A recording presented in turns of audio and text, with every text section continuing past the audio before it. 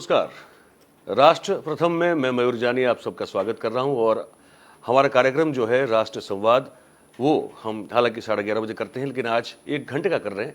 और आज हम आपके समक्ष कुछ ऐसा खुलासा करने जा रहे हैं जिसको लेकर हो सकता है कि आप सभी जो हैं एक गहरी सोच में आप पड़ जाएं और आपको ये भी समझना ज़रूरी हो जाए कि आखिरकार गुजरात पिछले 1 साल से जो ड्रग ट्रैफिकिंग का एक हब बन चुका है, जहां हजारों करोड़ों रुपए का ड्रग पकड़ा जा रहा है, साथ में ये भी कहा जा रहा है कि लाखों करोड़ रुपए का ड्रग जो नहीं पकड़ा गया वो गुजरात से होकर ही पूरे देश में उसको घुसाया गया है। इस बारे में जब हमने जानकारी प्राप्त करने की कोशिश की तो हमारे हाथ में कुछ ऐसी चीज़ें लगी हैं जो हम आपके समक्ष प्रस्तुत करना चाहते हैं। ये इसका उद्देश्य कोई सनसनी खेज जो है सनसनी मचाना ये सब करना नहीं है, लेकिन आपके समक्ष उस चीज़ को प्रस्तुत करना बहुत ज़रूरी है जो हमारे हाथ लगा है। वो धीरे धीरे आप देखते जाएंगे कि हम जो है 2 चीज़ें आपके सामने रखने वाले हैं। एक आप बिल्कुल विजुअल में देख पाएंगे कि एक बेल पिटीशन है जो नारकोटिक्स कंट्रोल ब्यूरो जो है गुजरात का, जिस व्यक्ति को उन्होंने पकड़ा था इस आरोप में कि उसके पास से नशीले पदार्थ मिले थे, उसने गुजरात हाईकोर्ट में एक एप्लीकेशन की है। उस एप्लीकेशन में एक जगह पे उन्होंने जो बेल के ग्राउंड के लिए जो लिखा है हाईकोर्ट में, वो ये लिखा है कि एक आईओ जूनियर इंटेलिजेंस ऑफिसर है नारकोटिक्स जो अहमदाबाद ऑफिस में बैठते हैं, उन्होंने फर्जी केस बनाया है उन पर और उनके साथ जिनको सह आरोपी बनाया था उनसे 25 से 30 लाख रुपए लिए हैं और अगर वो पैसा दे दे तो उनको भी जो है इसमें राहत मिल जाएगी। तो वो एक दृश्य जो है उस बेल पिटीशन का आपको हमारे स्क्रीन पे बिल्कुल आपको देखने को मिलेंगे। और कुछ देर के बाद हम आपको कुछ एक ऐसा कॉल रिकॉर्डिंग सुनाएंगे। हम ही कर रहे हैं कि ये जो कॉल रिकॉर्डिंग है उसमें एक आवाज़ narcotics control bureau Ahmedabad office के जांच अधिकारी की है। ये दावा नहीं है हमारा, लेकिन हम ये मांग जरूर करते हैं कि इसका पूरी तरह से इसकी फॉरेंसिक जांच की जाए और इसके ऊपर जो है अगर जांच के बाद अगर आवाज़ उसी अधिकारी की निकलती है तो इस पर फिर कड़ी से कड़ी कार्रवाई की जाए, क्योंकि गुजरात में इस जहर को बेचने और बेचने की फैसिलिटी देने के लिए अगर नारकोटिक्स कंट्रोल ब्यूरो जो है और उसके अधिकारी शामिल है तो उससे बड़ी खतरनाक बात जो है हमारे लिए कोई हो नहीं सकती है। तो हम वो भी बात करेंगे, लेकिन इससे पहले हम जो है हमारे साथ जोड़ना चाहते हैं बहुत ही वरिष्ठ पत्रकार, जाने माने राजनीतिक विशेषज्ञ अशोक जी, आपका बहुत बहुत स्वागत है राष्ट्र संवाद में। नमस्कार। अब आज हम संवाद करने जा रहे हैं अशोक जी, गुजरात में हमको जो समझ में आ रहा है, हमारे पास जो कुछ तथ्य आए हैं, जैसे हमने कहा कि हम ये कह नहीं सकते कि ये वही उन्हीं की आवाज़ है, लेकिन हमको जहाँ से वो खबर मिली है वो सोर्स जो है वो हमको हम उस पूरी स्थितियों के बारे में जानते हैं, तो हमको ये समझ में आ रहा है कि ये बड़ा गंभीर मामला है और इस ऑडियो क्लिप की जांच होनी चाहिए। तो अशोक जी, मैं चाहता हूं कि पहले हम वो ऑडियो क्लिप सुने जो कथित रूप से एक एनसीबी के अहमदाबाद ऑफिस के जांच अधिकारी है जूनियर लेवल के और एक ड्रग डीलर है, इन दोनों के बीच की बात है। तो पहले इस बातचीत को सुन लिया जाए। हाँ सर। हाँ, कह रहा हूँ बात कर लिया था मैंने। ठीक है, उतना में ही हो जाएगा, लेकिन वो बोला सर ने करवा लो। दूसरा क्या डॉक्यूमेंट कब भिजवाओगे ये वाले जो बाकी रह गए? कौन सा डॉक्यूमेंट? वो सर्टिफिकेट तो मैंने दे दिया ना व्हाट्सएप पे दोनों। वो ठीक है, हाँ मैंने वो बोला था ना कि मुझे तैयार करके दे देना जुलाई के डेट का। पर सर वो थोड़ा गलत नहीं हो जाएगा वो फोर्जरी करने का वापस उसके लिए? नहीं, वो तो आप कहाँ भेजने वाले हैं? पर वो भी ठीक है, आप भेजने कहीं नहीं वाले हैं, पर ऐसा नहीं कर सकते कि भाई उसको पेंडिंग ही रहना, उसको वो कुछ अभी मैंने जो दिया है बराबर वो आप दीजिए।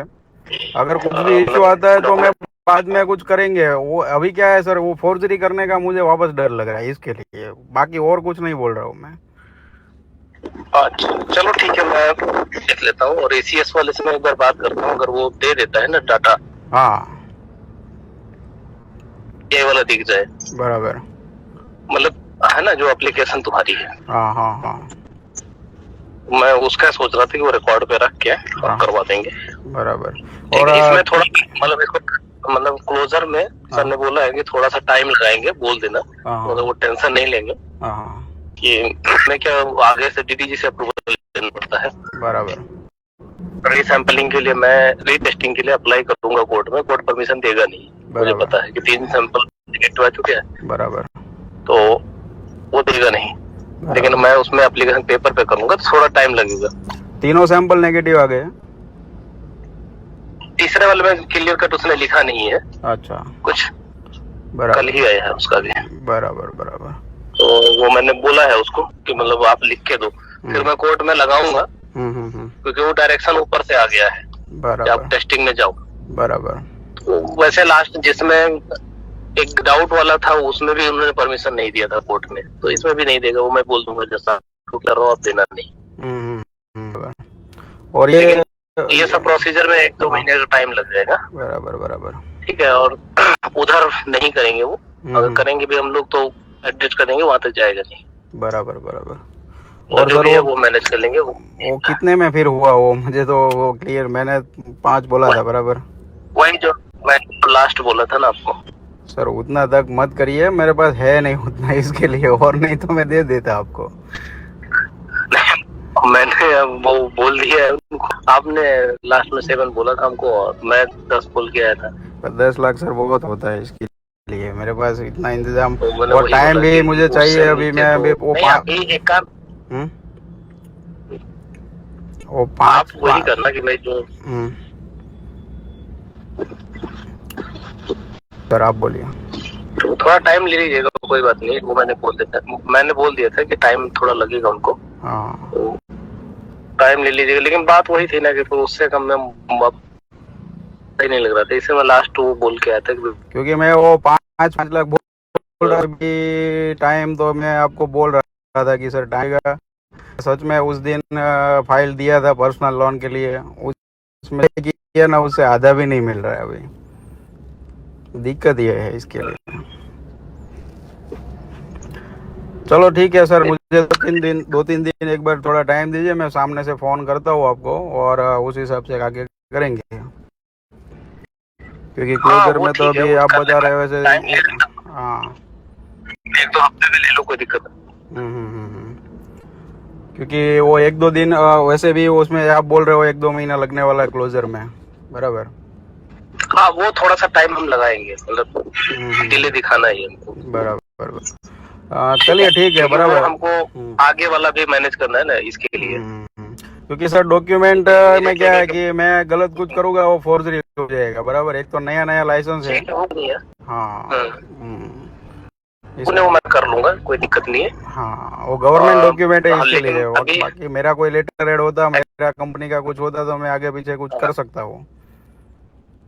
ठीक है चलो कोई नहीं, वो तो मैं देख लूंगा। एक एपीआई वाला अगर वो दिख जाए ना कहीं पे, अगर वो एप्लीकेशन का कॉपी हो या कुछ ऐसा सर हो, उसमें जब एप्लीकेशन करते हैं ना तो उसमें मतलब जितनी भी इंडिया में कमोडिटी है ना उसका एक साथ में आता है। चलो इंजीनियरिंग आइटम तो इंजीनियरिंग आइटम, फार्मास्यूटिकल आइटम तो फार्मास्यूटिकल आइटम, प्लास्टिक आइटम तो प्लास्टिक आइटम, वो हर एक पे हम लोग टिक कर देते हैं। नॉर्मली हम लोग हर एक पे टिक करते हैं ताकि क्या हो, ट्रेडिंग में क्या फार्मास्यूटिकल भी आ सकता है, कोई प्लास्टिक प्रोडक्ट भी आता है, कभी इंजीनियरिंग प्रोडक्ट भी आता है, कभी कंप्यूटर का पार्ट भी आता है। नहीं तो वही जो टिक वाला है ना, हाँ जो टिक है, हाँ वो थोड़ा सा मैं मेरे एंड से ना सर कल कोशिश करूंगा उसमें लॉगिन करने के बाद मुझे कितना इन्फॉर्मेशन मिलता है मैं आपको एक बार कल मैं ट्राई करता हूँ। जितना मिल सकता है, हाँ जितना मिल सकता है उतना दे देना। मैं कल उसके पीछे भी रीजन है कि मैं अभी स्टेटमेंट लेके आया हूँ, मैं अकेला आया था। बराबर। तो थोड़ा सा वो दिखे ना चीजों फाइल पे, इसलिए मतलब डिले कर रहे हैं, और कोई रीजन नहीं है। हाँ बराबर। ठीक है, मैं कल सर लॉगिन करके हाँ बाकी वो वाला काम आप करवा दीजिएगा, जैसे होता है आपके पास बता दीजिएगा तो फिर उससे करवा देंगे। उसमें सर थोड़ा सा करिए, मेरा रखिए सर, उसमें बहुत ज्यादा हो रहा है इस अमाउंट। इसमें मैंने अब बोल दिया है, आप मत बोलिए। अगर बोला नहीं, मैं एक्चुअली लास्ट देखो उसमें अब इससे नीचे फिर वो सही नहीं लगता है। और इसमें ये नहीं है, मतलब आप आइएगा सामने से पूछ लीजिएगा, मतलब बीच का नहीं है कुछ। फिर भी सर मैं ये कल आपको दे देता हूँ डॉक्यूमेंट वाला। सर ने बोला भी है कि एक बार मिलना तो चाहेंगे हम, क्लोजर हो जाए उसके बाद आएंगे, लेकिन हाँ वो क्लोजर हो जाए, इसका खत्म हो जाए, उसके बाद मैं 100% आके मिलूंगा सर को। बराबर बराबर। मैंने बोला है कि सर उन्होंने एक एश्योरेंस दिया है कि केस करा देंगे वो 2-4 देंगे। वो बोले ठीक है चलो हम यही मान लेते हैं। वो तो चीज़ आपके सही पास रहेगी। भी सर उसका प्रूफ है, मैंने जितना एक इन्फॉर्मेशन एक दिया था आपको बराबर रिसेंटली। हाँ। अभी आगे अच्छा कैसे? उसमें अगर हाँ कुछ आगे आगे निकलता है अगर कुछ तो बताइएगा, मतलब कुछ अगर है डेवलपमेंट तो। नहीं, एंड की चीजें हैं, मैंने उस दिन भी कुछ हो बताया सकता था है सर पता कि तो। अगर आप ऑन रिकॉर्ड बराबर वो सब करिए, उसमें कुछ इन्फॉर्मेशन मुझे मेरे एंड से चाहिए तो मैं कर दूंगा।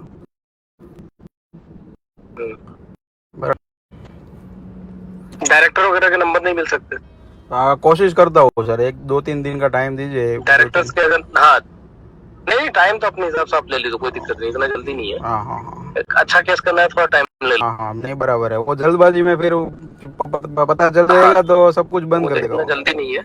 हम्म, हाँ इतना जल्दी नहीं है, जब तो थोड़ा सा बता दीजिए। चलो ठीक है। इसका मैं सर कल लॉग हाँ इन करके ठीक। क्या निकलता है, स्क्रीनशॉट प्रिंट आउट कुछ भी निकलता है ना, कल मैं आपको सेंड कर दूँ बराबर। और इसका थोड़ा 1-2 दिन का हाँ मुझे टाइम दीजिए सर, पक्का बोलने के वो पैसे का, क्योंकि अमाउंट ज़्यादा है और टाइम भी लगेगा इसके लिए। ठीक है, टाइम ले लीजिए, कोई दिक्कत नहीं, पर अब उसमें कम मत कीजिए। मेरी बात उसी खराब हो उसी जाएगी। के लिए एक रिक्वेस्ट है, अभी और 2-3 दिन का टाइम दीजिए मुझे एक बार सोचने के लिए। बराबर, मुझे भी, मैं अकेला हूँ कमाने वाला भी, मेरे पास कोई पार्टनर नहीं है और ना मेरा कोई फैमिली बैकग्राउंड इतना बड़ा है कि मैं नहीं घर। देखिए आप टाइम ले हाँ लीजिए, टाइम ले हाँ लीजिएगा, टाइम कोई सुनिए। हाँ, जो जो एक भी आध हो महीने सर, तो अकेला लगभग हूँ, ले वन मैन लीजिए, कोई आर्मी हूँ, सुनिए। मुझे ना पिताजी को बोलना है ना भाई को बोलना है, जो करना है मुझे करना है बराबर। तो इसके लिए और कुछ नहीं। और बाकी अगर कुछ आप कीजिएगा तो बाइक लीजिएगा पहले। हाँ नहीं, मैं आपसे फोन कर दूंगा, मैं आपको बोलूँगा बराबर। हाँ ओके सर, ठीक ओके। है फिर। मैं फोन करता हूँ कल, ये करके फिर 2-3 दिन बाद बात करते हैं बराबर। ठीक है। Okay sir, okay. ओके, चलो।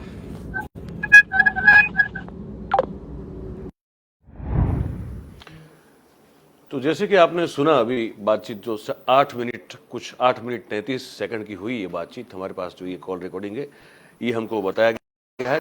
एक जूनियर इंटेलिजेंस ऑफिसर हैं एनसीबी अहमदाबाद के, और एक ड्रग डीलर है, उसके बीच की है। तो आप सुन रहे थे, उसमें बात हो रही है कि अब 10 बोल दिया है तो 10 करना पड़ेगा, चाहे टाइम तुम कितना भी ले लो, 1 हफ्ता 2 हफ्ता ले लो, लेकिन इससे कम नहीं होगा। और उसके साथ साथ कुछ फॉर्जरी डॉक्यूमेंट फोर्ज करवाने की बात हो रही है, और फिर साहब को बोल दिया है तो वो उससे कम नहीं कर सकते, ये बात भी हो रही है। और इस पूरे 8-8.5 मिनट की ये जो क्लिपिंग है, उसमें आप सुन सकते हैं कि क्या क्या बातें हुई हैं। इसके अलावा भी मैं इस पर हमने जो है, मैं ये भी बताना चाहूँगा, हमने कल ही जो है जो जोनल डायरेक्टर हैं शैलेंद्र मिश्रा जी, गुजरात के, वहाँ बैठते हैं अहमदाबाद ऑफिस में, उनसे फ़ोन पर जो है इस पर स्पष्टीकरण चाहा था। उनसे हमने फ़ोन पे बात की थी, और हमने उनको जब पूछा कि इस तरह के आरोप आपके अफसरों पर लग रहे हैं और हमारे पास कुछ तथ्य आए हैं और हम उसको वेरीफाई करना चाहते हैं। अब जैसे हमने जो है वो आरोपों के बारे में बात करना शुरू किया, वो फ़ोन कट गया। तो जब वो फ़ोन कट गया तब उसके बाद हमने उनको बाकायदा टेक्स्ट मैसेज भी भेजा और उसके साथ साथ उनको व्हाट्सएप मैसेज भी भेजा, लेकिन दोनों में से किसी का जवाब नहीं आया। हमने एक बार और फ़ोन किया, लेकिन वो फ़ोन भी कट गया, जो उठाया ही नहीं गया। तो अब इस पूरे मामले में, क्योंकि हम तो चाहते थे कि एनसीबी की ओर से भी उनका पक्ष रखा जाए और हम उनकी बात यहाँ बिल्कुल प्रस्तुत करते, लेकिन वो हो नहीं पाया, क्योंकि उन्होंने बात शायद करना ज़रूरी नहीं समझा।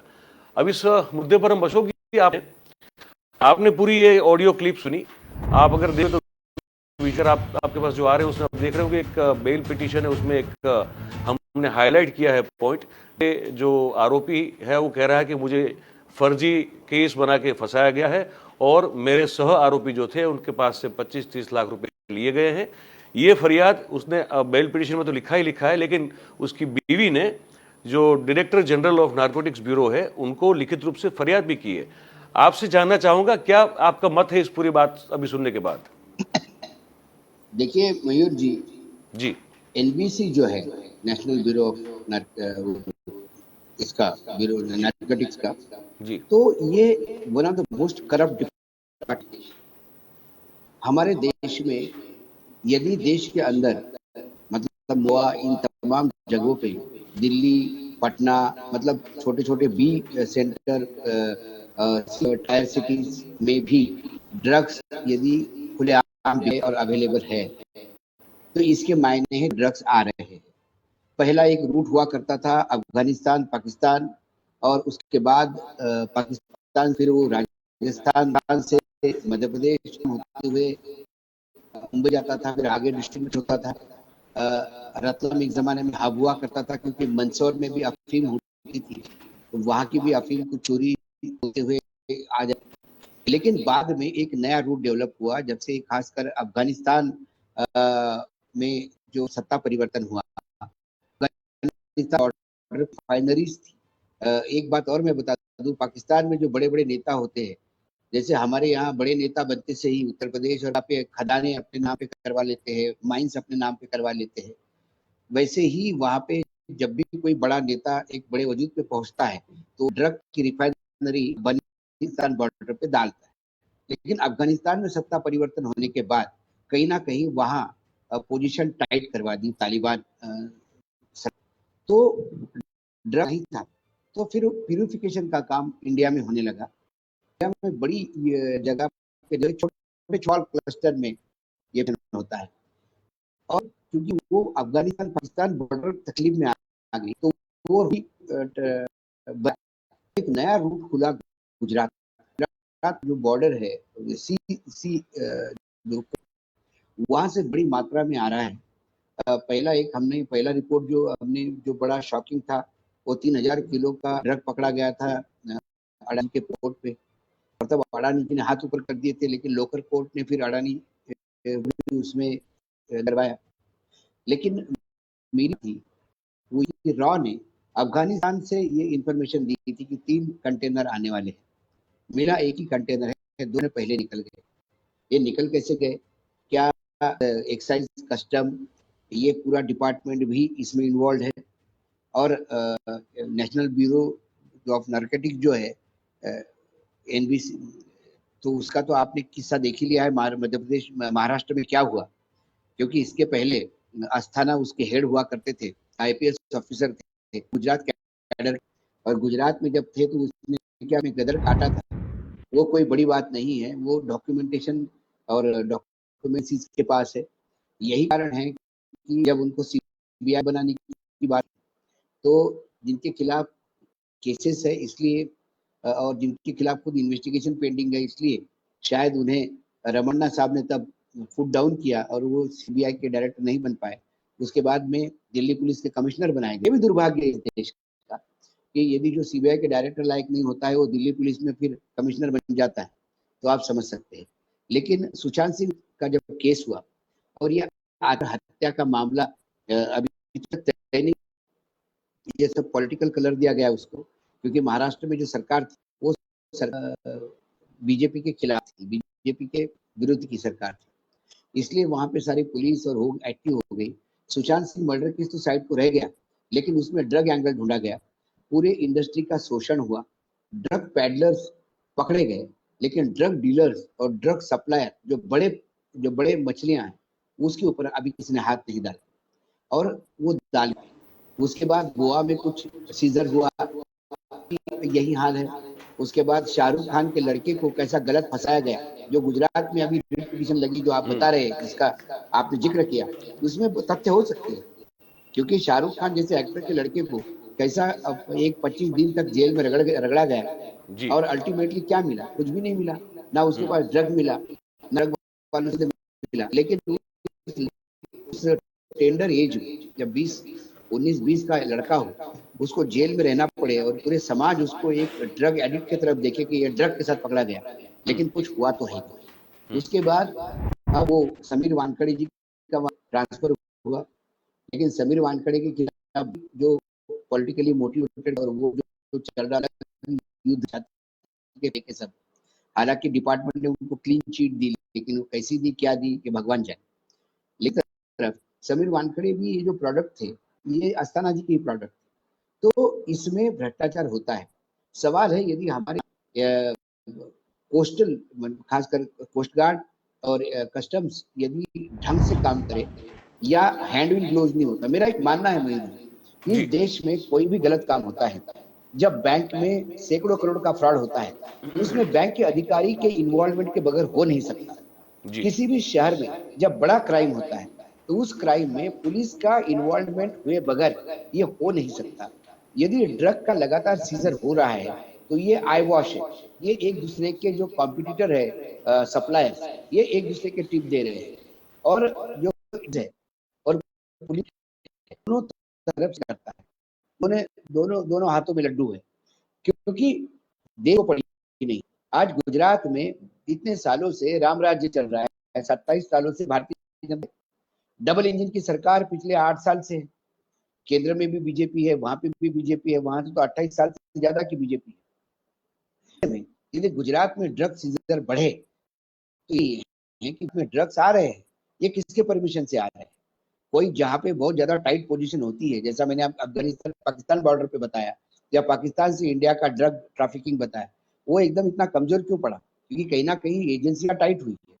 वो टाइटनेस गुजरात में क्यों नहीं है? क्या वहां का कमाया हुआ पैसा तक जाता है?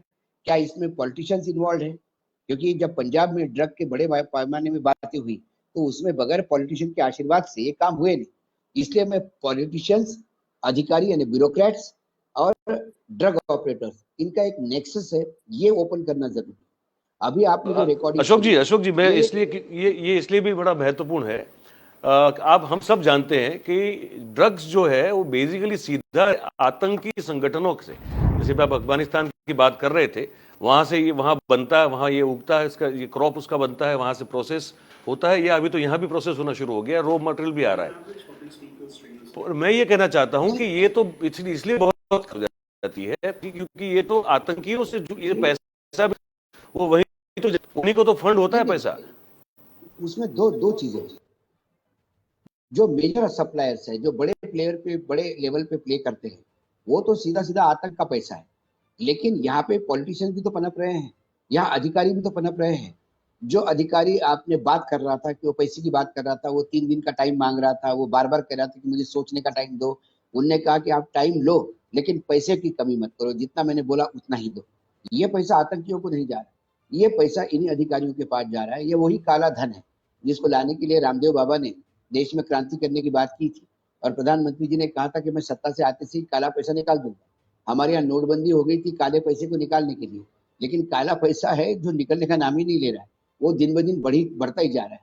ये जो कैश इन हैंड है, जो कैश ट्रांजेक्शन होते हैं, ये लोकल लेवल पे जो पैसा घूमता है, ये यहाँ के राजनीतिज्ञों के पास पैसा जाता है। जैसा आतंकी फंडिंग है, ये इलेक्शन फंडिंग के लिए भी जाता है, ऐसा मेरा मानना है। और ये जितने भी एनबीसी में रहे हुए अधिकारी हैं, यदि इनकी जांच की जाए तो आपको पता पड़ेगा कि इनकी शुरुआत कहाँ से हुई। एक बहुत ही हम्बल परिवार से हुई और आज वो करोड़पति और अब्जोपति है। उनके सारे relative all of a sudden उनका साला जो कल तक कुछ नहीं कर रहा था 4 होटल का मालिक हो जाता है। ऐसे कई उदाहरण आपको देखने को मिलेंगे। लेकिन फिर एजेंसी तय कौन, क्योंकि सब पूरे कुएं में भांग पड़ी हुई है, सभी लोग इसमें इन्वॉल्व है। इसीलिए मैंने कहा कोई भी गलत काम बड़े लेवल पे, यदि गुजरात में इतने बड़े लेवल पे यदि पोर्ट पे 3000 किलो का कंसाइनमेंट पकड़ा गया तो उसमें बगैर राजनीतिज्ञों के, बगैर पोर्ट के लोगों के, बगैर कस्टम्स के, बगैर नार्कोटिक ब्यूरो के, इन सब का आशीर्वाद के बगैर ये काम हो नहीं सकता। ये क्यों पकड़ा गया, क्या पकड़ा गया, क्या जिस पोर्ट पे पकड़ा गया उस पोर्ट के मालिक कहीं कांग्रेस की तरफ झुकाव दिखाना चाहते थे या कहीं मिलने का प्रयास कर रहे थे राहुल गांधी के टीम से, क्या उनको एक समझ देने के लिए ये पकड़ाया गया? ऐसी कई चर्चाएं दिल्ली के पॉलिटिकल सर्कल में है। लेकिन अब इन चर्चाओं की तथ्यता तो वो वही जाने जो लोगों ने किया। लेकिन ये पकड़ा कैसा गया, कोर्ट ये नहीं कह सकता कि हमको पता नहीं। और जो अधिकारी ने पकड़ा उन्होंने कोई 1000 स्कैन नहीं किए, वो पिन पॉइंट करके जाके कंटेनर को हाथ लगाया, उसी में मिला। इसका मतलब 100% आपके पास इंफॉर्मेशन थी। ये इंफॉर्मेशन कैसी थी, ये इंफॉर्मेशन कहाँ से आई, ये इंफॉर्मेशन किसने लीक की? चलो ठीक है, जिसने भी की, लेकिन जो पकड़ा गया 3000 करोड़ का, वो 21,000 करोड़ का ड्रग था, वो 3000 किलो जो रॉ मटेरियल था, उसका आगे क्या हुआ? क्या उसका कभी किसी ने ट्रेल करने का प्रयास किया? साउथ इंडिया से 2 लोग उठाए गए, वो तो बेचारे 15,000 रुपये महीना मिलता था उनको, सिर्फ इसलिए कि उनके नाम पे कंपनी रजिस्टर थी जिसने इंपोर्ट किया था। ऐसी कई बेनामियां कंपनी मिल जाएगी आपको। लोग किसी को बोलते कि तुम्हारा आधार कार्ड दो, एड्रेस दे दो, और उस एड्रेस पे कंपनी रजिस्टर हो जाती, उसको पता भी नहीं होता। उसको 10-15 रुपए मिलते हैं और उसको ये बोला 15,000 रुपये महीना दे दिया और उसको बोल दिया जो भी डॉक्यूमेंट आए हमको वापस कर देना। वो देता गया, उसको लगा कि खाली बैठे आधार कार्ड देने के पैसे मिल रहे हैं, उसको मालूम नहीं था कि ड्रग आ रहा है। लेकिन उसका ट्रेल क्यों नहीं हुआ? हमारे यहाँ तो हम आतंकवादियों के ठिकाने ढूंढ लेते साहब, पाकिस्तान के अंदर कहाँ है? हम तो बड़ी बड़ी बातें करते हैं, हम तो विश्व गुरु बनने की बात करते हैं, लेकिन वो 3,000 केजी का जो ड्रग है उसका ट्रेल अभी तक क्यों नहीं गया? वो घूम फिर के 2-4 लोगों की अरेस्ट तक क्यों लग गया? अभी तक तो उसका दूध का दूध पानी का पानी होना चाहिए तो था। अगर देखा जाए क्या अशोक जी, उसमें तो भी डील हो गया? पिछले एक साल में अशोक जी कुल मिला के आंकड़ा जो अगर रुपयों की बात की जाए तो आंकड़ा तो 30,000 करोड़ की कीमत से पार जा रहा है, ड्रग जो पकड़े गए ड्रग है उसका। मयूर जी इसमें दो चीजें हैं, मैं जी दर्शकों को बताना चाहता हूँ आपके माध्यम से। जी एक होता है ड्रग का पकड़ा जाना, जब इतना ड्रग पकड़ा गया उसके बाद तो बड़ी खबर होती है, लेकिन उसका अंत क्या है? उस ड्रग का अल्टीमेटली कितने लोगों को सजा हुई? बाद में पता पड़ता है कि वो ड्रग मिलने पे तो बड़ी बड़ी खबरें छप जाती हैं, वाई वाई लुटाई जाती है, हमें लगता है डिपार्टमेंट बहुत बड़ा काम कर लिया। फिर बाद में 4 साल बाद पता पड़ता है कि वो केस सब रफा दफा हुआ, क्योंकि वो जो पकड़ा गया था वो चॉक पाउडर थी। अभी आपने मुंबई में देखा, एक मंत्री के दामाद को अरेस्ट कर लिया गया गांजा के नाम पे, इसी समीर वानखड़े ने किया था। बाद में वो फ्लेवर टोबैको निकल गया। तो या तो ये गलत सीजर करके नाम कमा लेते हैं, या ओरिजिनल ड्रग पकड़ के बाद में ये मैनिपुलेट होते हैं। ये तमाम जगह पे आपको ये देखना होगा कि अभी तक कोर्ट में लॉजिस्टिकली इस केस के अंत तक लोग गए, कितने लोगों को सजा हुई, कितना ड्रग आपने जो पकड़ा था वो खत्म, मतलब वो फेंक, यानी उसको डिस्ट्रॉय किया पब्लिकली सबके सामने। हमने कई फोटोग्राफ देखे हैं यूरोप में या अमेरिका में, ड्रग पकड़े जाते हैं तो उसको जलाया जाता है, उसके फोटोग्राफ छपते हैं। या नकली दारू पकड़ी जाती है तो उसको बुलडोजर से उसको क्रश किया जाता है उस बॉटल को। ऐसे वो 3,000 किलो का एक ड्रग का क्या हुआ? एक बड़े महत्वपूर्ण मुद्दे पर मैं फोकस थोड़ा आपका चाहता हूं। ये अभी हमने जो सुनी, जो कहा जाता है तथाकथित रूप से वो नारकोटिक्स के अधिकारी हैं। हमने जो एफिडेविट, जो बेल पिटिशन जो हमने दिखा रहे हैं, उसमें भी जो आरोपी कह रहा है कि उसने कहा कि नारकोटिक के अधिकारी ने पैसे मांगे हैं। मैं ये कहना चाहता हूं, गुजरात में आप देख रहे हैं पिछले दिनों तो अब ड्रग्स बनाने की फैक्ट्री या केमिकल जो वहाँ फैक्ट्रियाँ लग चुकी है, वो बर्स्ट होती भी है, पता नहीं कितनी नहीं भी हो रही है। मैं ये कहना चाहता हूँ, ये समझना चाहता हूँ आपसे कि नारकोटिक्स कंट्रोल ब्यूरो जो है, क्या वो इतना भ्रष्टाचार में लिप्त हो सकता है कि जहर जिस तरह से वहाँ फैलाया जा रहा है और इनको 5 लाख 10 लाख में की पड़ी हो उसमें आनंद ले रहे हो? तो ये नारकोटिक्स कंट्रोल ब्यूरो का जो चरित्र अभी हमको सामने अगर ये इसको मान ले तो दिखने में आ रहा है, उस पर आप क्या कहेंगे? नहीं, बिल्कुल उनको तो कोई लेना देना थोड़ी है। ड्रग से कितने बच्चे बर्बाद हो जाते हैं वो कोई मतलब नहीं किसी का, इसका कोई चलन नहीं। पहले ड्रग के सीजर के हम केसेस हिमाचल में सुनते थे, क्योंकि पहला इंटरनेशनली जो ड्रग कल्चर चलता था उसमें इजराइल के बहुत सारे लोग बहुत एक्टिव हुआ करते थे। तो अक्सर हिमाचल में जो इजरायली लोग टूरिस्ट करके जाते थे वो अरेस्ट होते थे। ऐसे कई मैंने केसेस देखे, लेकिन वो सब पैडलर थे, छोटा मोटा अमाउंट था, किसी के पास एक कोई 100 ग्राम 200 ग्राम वो बेचता था, लेके आता था साथ में, वो सब करता था। लेकिन हमारे यहाँ आज तक, जब से देश आजाद हो गया तब से आज तक, कौन सा बड़ा मैन्युफैक्चरर पकड़ा गया? कौन सा ऐसा बड़ा डीलर, इंटरनेशनल डीलर पकड़ा गया? बातें बहुत होती है, लेकिन पकड़े जाते हैं पैडलर्स। पैडलर्स की सजा क्या है? पैडलर की छोटी मोटी सजा लेके, वो तो बेचारे, उनको पता भी नहीं था कि माल कहाँ से आता है। कई पैडलर माल बेचते तो उनको सिर्फ नाम मालूम होता है, वो कैसा पिया जाता है या कैसा उसका कंजम्पशन है वो भी उनको आइडिया नहीं होता, उनको तो बस देना होता है। और ये हमने कई जगह देखा है कि जो पैडलर्स होते हैं वो तो अनभिज्ञ होते हैं, तो उनको तो बस बेचने के, उनको मालूम है कि आज हमको 500 रुपए मिल रहे हैं, ये माल बेचने के, तो वो बेच देते हैं। ऐसे लोगों को पकड़ते हैं, आगे क्यों नहीं जाते? क्योंकि आगे इसलिए नहीं जाते कि आगे जो आपने अभी ऑडियो सुनाया वो डील होते हैं। इसलिए उसने बोला ना मेरे सैंपल का क्या हुआ, उसमें एक जगह वो बोलता है नहीं, वो तीसरा सैंपल मैं थोड़ा सा देख रहा हूँ, इसका मतलब सैंपल भी मैनेज होता है। ये सारी चीजें तो बड़ी, नहीं तो 56 इंच का सीना जिस प्रधानमंत्री का हो, प्रधानमंत्री गुजरात से आता और पूरा गुजरात में 27 साल से उनका राज हो और केंद्र में 8 साल से उसका राज हो, उसके बाद गुजरात के उस कृष्ण कन्हैया के भूमि पर, द्वारकाधीश के भूमि गलत काम हो, लेकिन देश की किसी को पड़ी नहीं। ये सिर्फ बोल बच्चन है, देश का आगे विश्व गुरु, ये सब सारा खेल पैसों का है, क्योंकि चुनाव में पैसा लगता है और पैसा फेंक आप जो कहते हो ऐसा सबको लगता है। इसलिए चुनाव बहुत महंगे हो गए, पैसा जरूरी हो गया, और पैसा का जब जरिया, जब नेता पर, तो अधिकारी पीछे क्यों रहेगा? क्योंकि वो खीरा कटेगा तो सब फिर तो ये भी खड़ा होता है ना अशोक जी कि जैसे आप भी कह रहे थे, पूरी आपने जो है बात कही कि कृष्ण कन्हैया की भूमि से हैं, और ये बात तो सुनने में बड़ी अच्छी लगती है क्योंकि हम सबको लगता है कि नहीं होना चाहिए, लेकिन हो रहा है, ये भी सही है। अच्छा, हमको एक चीज़ ये समझ में नहीं आ रही है कि हर चीज़ पर जो है वो ट्वीट आ जाता है, या तो अपना कोई एक स्टेटमेंट आ जाता है, चाहे वो देश के प्रधानमंत्री हो या चाहे देश के गृह मंत्री हो।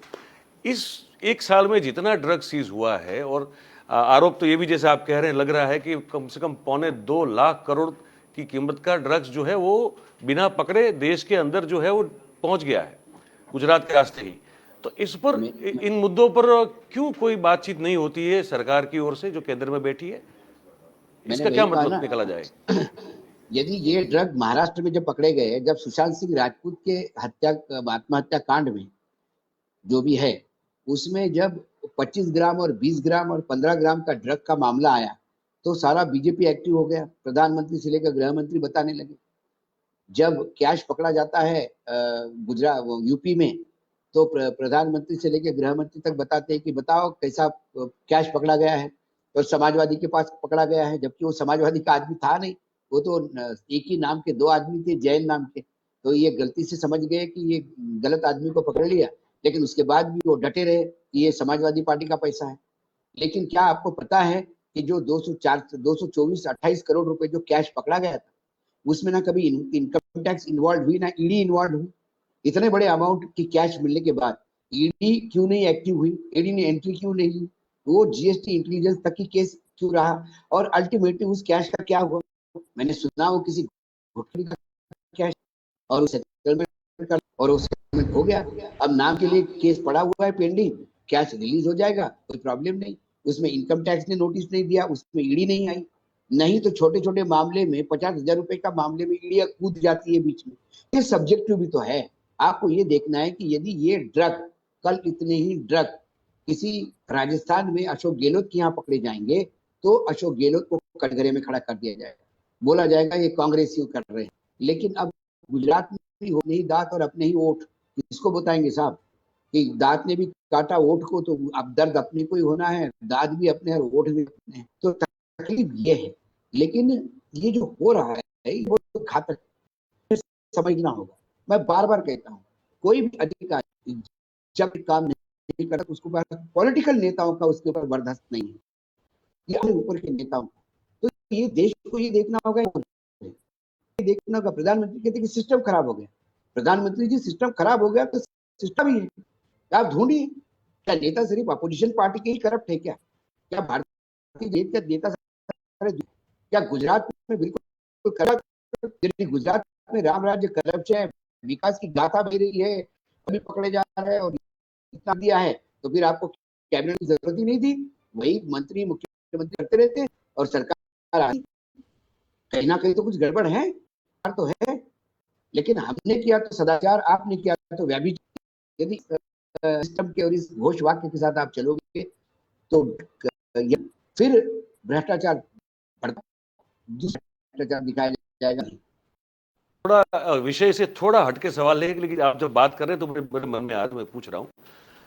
अब देखिए 2016 में नोटबंदी हो गई, फिर ये कहा गया कि ये काले धन को समाप्त करने के लिए है, और जो इससे आतंकी संगठनों को भी इससे जो मदद मिलती है वो भी इससे मिलना बंद हो जाएगा। अशोक जी, ये तो हो गया 2016 में, अब 2022 में हम चल रहे हैं। अब पिछले 2 साल में, और खासकर अगर पिछले 6-8 महीने की बात करें, जिस तरह से वो फिर कोई सरकारी अफसर हो, कोई व्यापारी हो, कोई उद्योगपति हो, कोई पॉलिटिकल पार्टी हो छोटी मोटी, वहां से जो ये नई करेंसी जो 2016 के बाद जो मार्केट में आई, वो 100, 200, 300, 400 करोड़ कुल मिला के हजारों करोड़ों में मिल रही है। तो ये अचानक पूरा ब्लैक व्हाइट हो गया था, खत्म हो गया था, ये कहां से आ पड़ा फिर? देखिए मयूर जी, ये जो नोटबंदी हुई है, ये नोटबंदी थी ही नहीं। नोटबंदी के मायने ये है कि बड़े नोट सर्कुलेशन से निकालकर छोटे नोटों के भरोसे इकोनॉमी चलाना, ताकि काला पैसा बाहर आ जाए। ये यूनिवर्सल फार्मूला है। लेकिन छोटे नोट बड़े नोट निकालकर उससे भी बड़े नोट इंट्रोड्यूस करना, ये नोटबंदी नहीं होती। ये काले पैसे को व्हाइट करने का एक तंत्र है। पहले किसी को यदि 5 लाख रुपए देने होते और आप 10-10 के नोट में दे जाओ, 2 बोरे भर के ले जाना पड़ेगा। आज 5 लाख रुपए कोई अपने कुर्ते के पॉकेट में लेके ले जाता है, 2-2 हजार रुपए के बंडल में। तो ये उसके बाद क्या हुआ, प्रधानमंत्री नरेंद्र मोदी जी ने नोटबंदी करने के समय काला पैसा खत्म हो जाएगा, वाद खत्म हो जाएगा, इकोनॉमी में बहुत सुधार आएगा, ये तमाम बातें की थी। वो एक आई वॉश था। आज वो नोटबंदी पे बात करने को तैयार नहीं है। सिर्फ इसलिए नहीं है क्योंकि उनको उस समय उत्तर प्रदेश के चुनाव थे, उत्तर प्रदेश के चुनाव में बहुत सारा कैश समाजवादी बहुजन समाजवादी पार्टी का सिक्का बहुत तेज चल रहा था और बहुजन समाजवादी पार्टी पूरा कैश का खेल है, सब जानते थे। उन्होंने वहां नोटबंदी करके उत्तर प्रदेश में एक स्कोर करने का प्रयास किया, उसका स्कोरिंग हो गया। ये कोई आतंकवादियों से कोई मतलब नहीं था क्योंकि उसके बाद आतंकवादी गतिविधियां बढ़ी है, उसके बाद काला पैसा बढ़ा है। लगातार हर चुनाव में इनकम टैक्स डिपार्टमेंट और इलेक्शन कमीशन लगातार कैश पकड़ता है। ये कैश कहां से आया? आज प्रधानमंत्री को ये पूछे कि नोटबंदी होने के बाद 228 करोड़ रुपए इतने सालों बाद कैसा आ जाता है? आज भी यदि किसी के यहाँ कैश मिलता है, बंगाल में यदि कैश मिलता है, तो वो कैश कहाँ से आया? क्योंकि नोटबंदी के बाद तो कैश खत्म हो जाना चाहिए था, ब्लैक पैसा। इसके पास जवाब नहीं है क्योंकि आप जब काम करते हो तो एक रीजन बताते हो, आपको पता है कि आप झूठ बोल रहे हो, लेकिन उसके बाद आप फोकस चेंज करते हो। आप करते किसी और काम के लिए हो, जाते शुरुआत आप करते हो कि मुझे यहाँ से मथुरा जाना है, रास्ते में आप अयोध्या की तरफ मोड़ लेते हो और फिर अयोध्या की महानता बताना शुरू कर देते हो। स्टार्टिंग में बस में लोगों को बिठाते हो कि चलो मथुरा जाना है, मथुरा जाना है, श्री कृष्ण है, गीता है, ये है, वो है। और जैसे ही लोग पूछेंगे भाई मथुरा कहाँ है, बोले आप लला के दर्शन को जा रहे, आप रामलला को नहीं देख रहे। जब बस जाएगी तो आपको बस काशी विश्वनाथ पहुंचती हुई नजर आएगी, फिर आप पूछोगे साहब रामलला, अरे बोले पहले काशी के तो दर्शन करने हैं। देश ऐसा चल रहा है वर्तमान में, इससे ज्यादा मैं क्या कहूँ। अशोक जी, आपने टाइम निकाला, मुझे पता है आपको निकलना है और आपने कुछ एक्स्ट्रा समय हमको दे दिया। आपने जो बात की मेरे ख्याल से वो बहुत सटीक है। आपका बहुत बहुत धन्यवाद अशोक जी। फिर कैसे ऐसे मामले में फिर हम फिर से जुड़ेंगे और बातें करेंगे, संवाद करेंगे। बहुत बहुत धन्यवाद। तो दोस्तों, ये अशोक जी थे, हमसे जिनसे बात कर रहे थे। अब आप सब जानते हैं, देश के बहुत वरिष्ठ पत्रकार हैं, बेबाक बोलते हैं, बेखौफ बोलते हैं और जो भी बोलते हैं डंके की चोट पे कहते हैं। और हम भी जो है ये आपके समक्ष ये जो कार्यक्रम लेके आते हैं, या हमारा जितने भी कार्यक्रम होते हैं, हमारा उद्देश्य ये रहता है कि हम, जैसे हमारा नाम है राष्ट्र प्रथम, तो राष्ट्र को प्रथम रखते हुए जो भी बात करेंगे वो राष्ट्र के हित में होगी।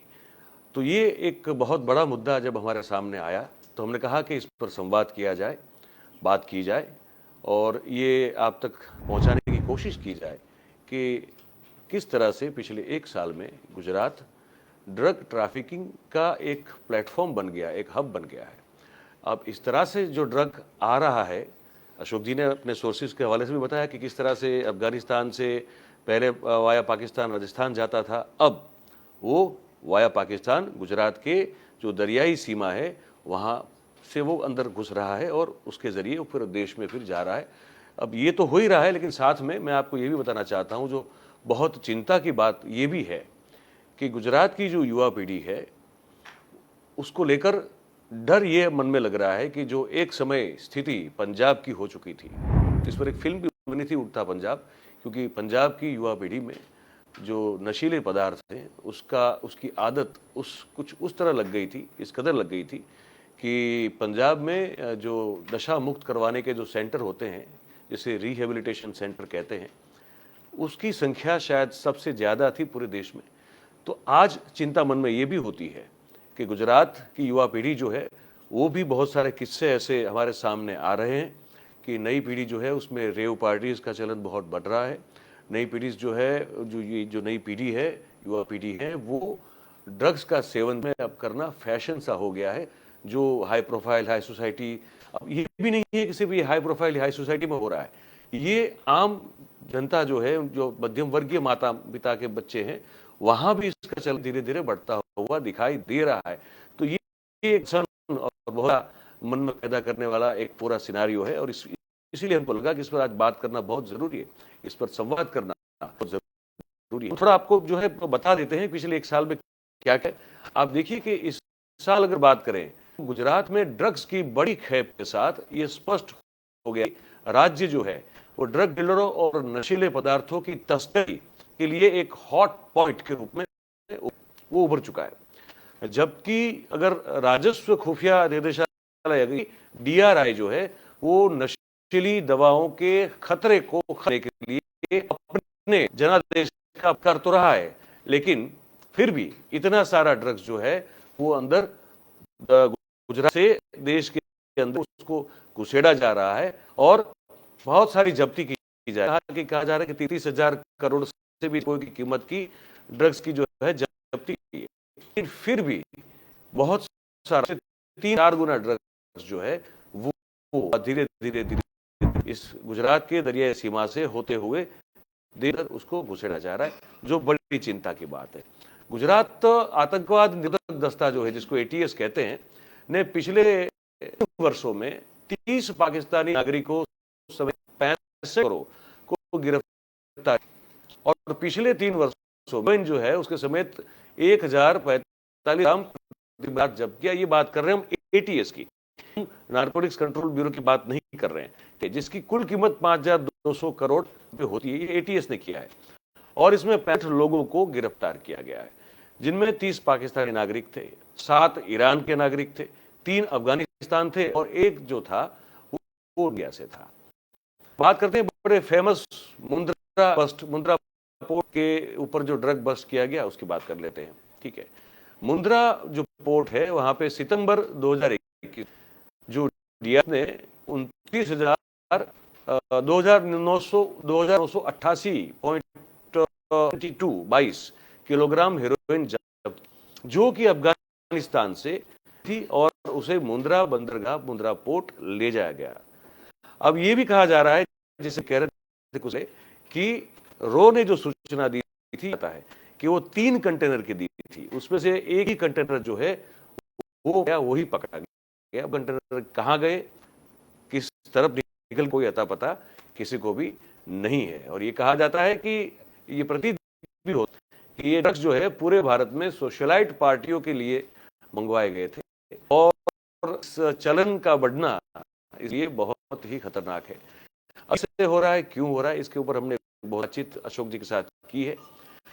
हमने जो है आपको वो बात तथा रूप से नारकोटिक्स कंट्रोल ब्यूरो का जांच अधिकारी, इंटेलिजेंस ऑफिसर है और एक ड्रग डीलर जिसको किसी एक केस में बोला गया है और अधिकारी की बातचीत है, जो रूप से हम ये है तथा, लेकिन हम ये मांग कि इसकी जाए। हमने कल फिर से कोशिश की थी, साहब है शैलेंद्र मिश्र, करने की कोशिश की थी और ये जो आरोप लगे हैं उस पर भी हमने स्पष्ट कोशिश की थी, लेकिन बीच में ही जो है फोन काट दिया गया और उसके बाद ना टेक्स्ट का जवाब मिला, व्हाट्सएप मैसेज का जवाब मिला है। ये भी बताया गया है इसके साथ साथ कि सुप्रीम कोर्ट का ये आदेश है कि नारकोटिक्स ब्यूरो की में जो भी अफसर की चैम्बर होती है पे एक कैमरा का पूरा होना जरूरी है। हमको ये CCTV कैमरा अभी भी नहीं लगा हुआ है। हमको ये भी बताया गया है हमारे सूत्रों के द्वारा कि एक अफसर के खिलाफ इंक्वायरी जो है वो बिठाई गई, वो अफसर शायद कर रहे हैं फिलहाल, तो वो उनको दिल्ली किया गया है। इस तरह के और आप एक सेटअप करके क्या साबित करना चाहते हैं? आपने पहले क्यों नहीं किया, उसके बाद भी इंक्वायरी हो सकती है। ये इतना संवेदनशील डिपार्टमेंट है कि वहां पे अगर कोई भी चूक थोड़ी बहुत भी हो जाए तो उसका खामियाजा हमारी पीढ़ी को भुगतना पड़ता है। मामले में ये सवाल उठते हैं कि जब डायरेक्टर ऑफ नारकोटिक्स को एक महिला ने अपने पति को गलत तरह से फंसाया गया होने की एक लिखित रूप से जब फरियाद की है, फरियाद पे लिया, ये भी एक बहुत बड़ा सवाल के जहन में उठना चाहिए। तो ये सब बात तो हम कर ही रहे हैं, लेकिन फिर से जो लोग देर से जुड़े हो, हम आपको वो बातचीत सुनाना चाहते हैं जो तथाकथित रूप से एक NCB के जांच अधिकारी है और एक आरोपी है, उन दोनों के बीच में हो रही है। आप इसको फिर से सुनिए। हेलो। Yes sir. हेलो। हाँ हाँ सर। हाँ, बात कर लिया मैंने, ठीक ना मेरा, लेकिन पहले सुन लो तो डॉक्यूमेंट कब होंगे ये वाले जो बाकी रह गए? कौन सा डॉक्यूमेंट? सर्टिफिकेट्स। वो सर्टिफिकेट तो मैंने दे दिया ना व्हाट्सएप पे दोनों। वो हाँ, मैंने वो बोला था ना कि मुझे तैयार करके दे देना जुलाई का। वो थोड़ा गलत नहीं हो जाएगा वो फोर्जरी करने के लिए? नहीं, वो तो आप कहाँ भेज रहे हैं? वो भी ठीक है, आप भेजने कहीं नहीं वाले हैं, पर ऐसा कर सकते हैं कि भाई उसको पेंडिंग ही रखिए ना, उसको वो कुछ अभी मैंने जो दिया है बराबर, अब कर दीजिए। कुछ भी इश्यू आता है तो मैं बात करेंगे। वो ऐसा वो फोर्जरी करने का मुझे वापस डर लग रहा है, इसके लिए बाकी नहीं बोल रहा हूँ मैं। चलो ठीक है, मैं और एसीएस वाले से मैं एक बार बात करता हूँ, अगर वो दे देता है ना डाटा, हाँ ये वाला दिख जाए, बराबर, मतलब है ना जो एप्लीकेशन तुम्हारी है, हाँ हाँ हाँ, मैं उसका सोच रहा था कि वो रिकॉर्ड पे रख करवा देंगे। और इसमें थोड़ा मतलब क्लोजर में सर ने बोला है कि थोड़ा सा टाइम लगाएंगे, बोल देते मतलब वो टेंशन में क्या डीजी से अप्रूवल लेना पड़ता है बराबर, तो रीसैम्पलिंग के लिए मैं रीटेस्टिंग के लिए अप्लाई करूंगा कोर्ट में, कोर्ट परमिशन देगा नहीं, मुझे पता है कि 3 इंटरव्यू आ चुके हैं बराबर, तो देगा नहीं, लेकिन मैं उसमें एप्लीकेशन पेपर पे करूंगा तो थोड़ा टाइम लगेगा। तीनों सैंपल नेगेटिव? में क्लियर कट उसने अच्छा, कुछ बराबर, कल ही गया है उसका भी, बराबर बराबर, तो वो मैंने बोला है उसको कि मतलब आप लिख के दो, फिर मैं कोर्ट में लगाऊंगा क्योंकि वो डायरेक्शन ऊपर से आ गया है। बराबर, जाओ बराबर। तो वैसे लास्ट जिसमें एक डाउट वाला था उसमें भी उन्होंने परमिशन नहीं दिया था, कोर्ट भी नहीं देगा, वजह से अप्लाई कर रहा हूँ, आप देना नहीं। बराबर, और ये सब प्रोसीजर महीने टाइम लग जाएगा। बराबर बराबर, ठीक है, और घर नहीं है वो कहेंगे भी हम लोग तो एडजस्ट करेंगे वहाँ तक, बराबर। और जो भी है वो मैनेज कर लेंगे। वो कितने में फिर हुआ वो? मुझे तो मैंने 5 बोला था बराबर, वही जो मैं लास्ट था ना आपको। सर मत करिए, मेरे पास है नहीं उतना इसके लिए, और नहीं तो मैं दे देता आप। मैंने वो बोल दिया है उनको, लास्ट में 7 बोला था हमको और मैं 10 बोल के आया था।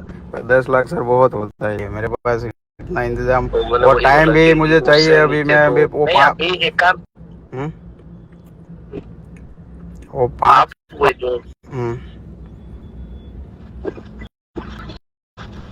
बोलिए बोलिए। तो थोड़ा टाइम ले लीजिएगा, कोई बात नहीं, वो मैंने बोल दिया था कि टाइम तो हाँ, टाइम, लेकिन बात वही थी ना कि तो उससे कम में सही नहीं लग रहा था, इसे मैं लास्ट वो बोल के आया था क्योंकि मैं वो 5 लाख बोल रहा था ना, उसमें भी टाइम तो मैं आपको बोल रहा था कि सर टाइम लगेगा। मैंने सच में उस दिन फाइल दिया था पर्सनल लोन के लिए, उसमें जितना अप्लाई किया ना उससे आधा भी नहीं मिल रहा है अभी, दिक्कत ये है इसके लिए। चलो ठीक है सर, मुझे तो भी 2-3 दिन एक बार थोड़ा टाइम दीजिए, मैं सामने से फोन करता हूँ और उस हिसाब से आगे करेंगे, क्योंकि क्लोजर में तो अभी आप बता रहे हो वैसे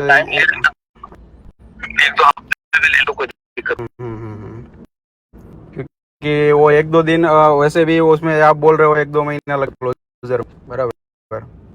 हाँ वो थोड़ा सा टाइम हम लगाएंगे, मतलब के लिए दिखाना ही हमको, इसलिए चलिए ठीक है, वो आगे वाला मैनेज करना है ना इसके लिए, क्योंकि सर डॉक्यूमेंट कि मैं गलत कुछ करूँगा वो फॉर जाएगा, एक तो नया लाइसेंस है।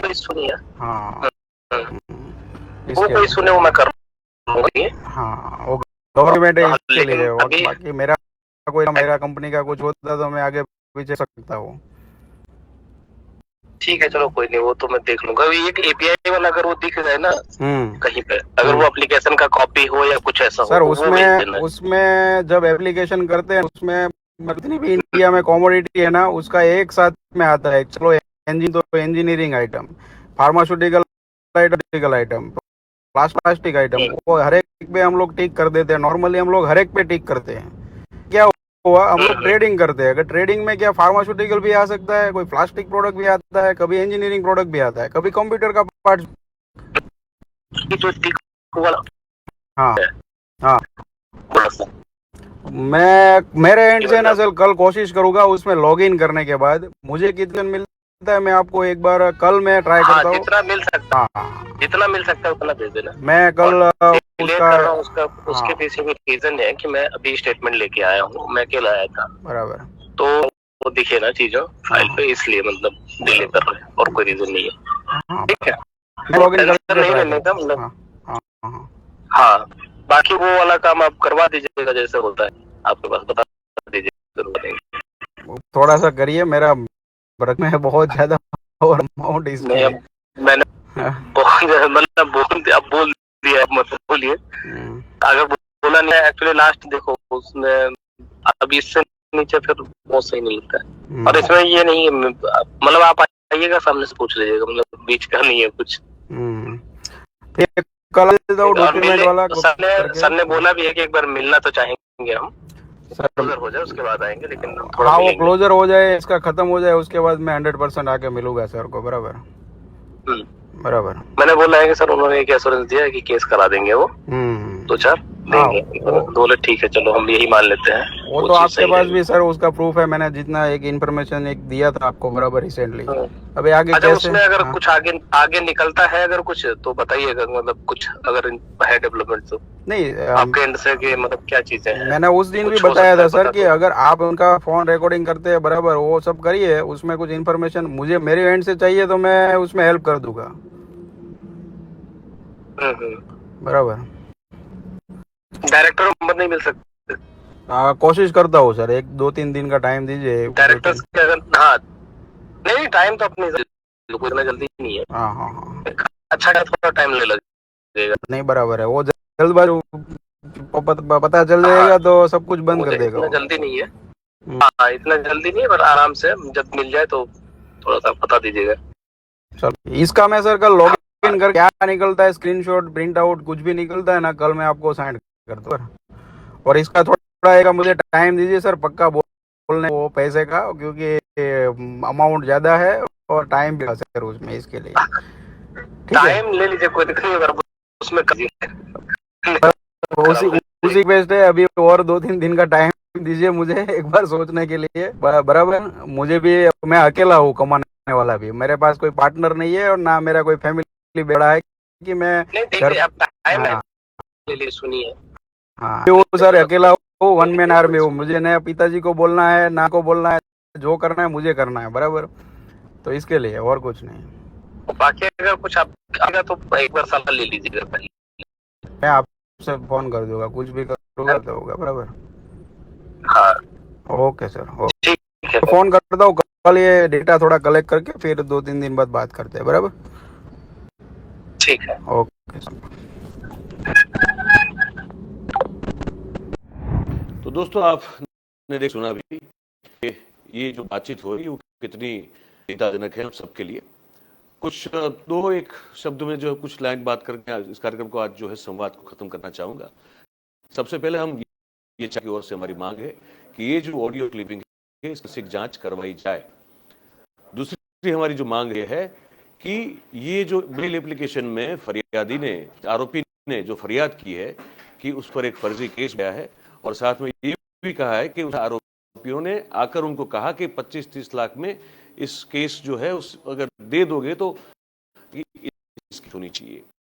आरोपी की पत्नी ने जो को रूप से फरियाद, उस एक्शन वहां लेने जाने चाहिए, क्योंकि ये जो जहर फैल रहा है वो दिख रहा है गुजरात की युवा पीढ़ी को भी बर्बाद कर रहा है। बस यही एक आशा है, एक उम्मीद हम चाहते हैं कि आप भी जो है अपने परिवार में बच्चों के साथ जो है इस चीज का कम से कम ध्यान रखिए कि कहीं ये इस जहरीले नशीले पदार्थ का सेवन तो नहीं कर रहे हैं। सख्त होने की जरूरत नहीं, लेकिन ये इस पर जो है एक विजिलेंट होना जरूरी है।